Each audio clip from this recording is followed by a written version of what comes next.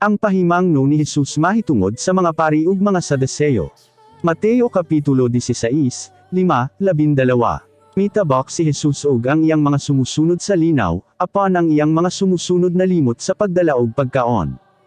Mingon si Jesus kanila, pagbantay gayud kamo sa patubo sa pan sa mga pari ug mga Saduseyo. Sa pagkadungog ni adto sa iyang mga sumusunod mingon sila, tingali gisulti niya kini tungod kay wala kita makadala og pan. Apan nahibaloan ni Jesus kon ansa ang ilang gilalisan. Busa mingon siya kanila, nganong naglalasman kamo? Ngano ba di ay kon wala kamoy pan? Wala ba kamoy pagsalig ka nako?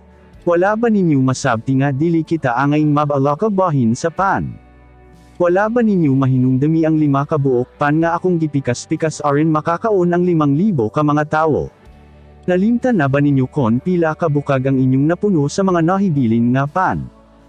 Wala ba ninyo mahinumdumi nga sa 7 kabuok nga pan gipakaon ko ang 4,000 ka mga tawo, ug may pila pa kabukag nga nahibilin? Wala ba kamo makasabot nga dili pan ang akong buot ipasabot sa akong pag-ingon, pagbantay kamo sa patubo sa pan sa mga pari ug mga Saduseyo?